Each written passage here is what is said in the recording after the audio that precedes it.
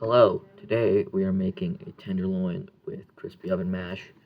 Here I have some russet potatoes, excuse the photo, I don't have a clip from the beginning, but I peeled them, cut them into large fries, and now, by the way, excuse the weird snapping shadow you see, that was me trying to do a snap transition, but my stupid hands were out of the frame, or hand.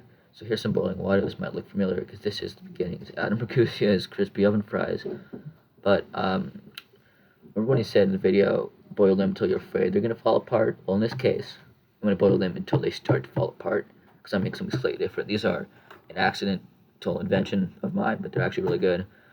You call it crispy oven mash potato fries. They're like a kind of a combination of fries and mashed potatoes, and they're crispy and they're really good. So you're going to put those in the oven, like the fries at 400 degrees. It's going to be in there to start for about 20 minutes.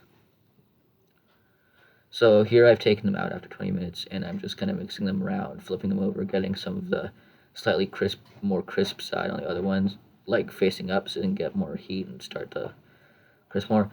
Then you put them back in the oven for another 20-ish minutes at, again, 450. So here's my pan for the steak. I have rice bran oil in there. It's a neutral oil, and it has a high smoke point. Supposedly you can use a lower smoke point oil with a steak, but I like to use a high smoke point. It's just, in my eyes, it's easier and it doesn't affect the flavor whether you use this or olive oil, because you have to get it hot, really hot anyway, and I feel like this is just the way to go.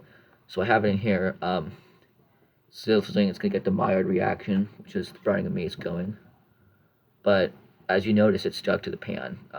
You need to be moving it the whole time. I kind of let it be there for a little long and stuck. Don't worry, it's not the end of the world. You can see I detached it. It's fine. And you'll see when I flip it in a second. Flip it for a few times. It'll be totally fine. See, there it is after a couple flips. I think I flipped it like 4 times. You can flip it multiple times. Don't worry about that. And you get the sides. And so you can see after this, there's more stuff in the pan. I threw in some butter and some rosemary. The rosemary was dried. I would have used like a long thing of fresh rosemary, but I didn't have any. So yeah, I threw that in there with the butter, and I kind of basted it, but I didn't bother to use a spoon. I just flipped it a few more times and got it nice and covered. So there's me taking it out, so you have a nicely prepared steak. So here's the fries after they've been in for another 20 minutes. Now I'm about to flick on the broiler and get the top super crispy. So these takes less time than the crispy oven fries, and they're still super good. They're not quite as special as the crispy oven fries, but they're good. They're really good. I just realized it was. Thanks for watching. I hope you liked it. That was how to make a tenderloin with Adam Mercucia's crispy oven mash. By the way, under on the plate is some nice asparagus. Hope you liked it.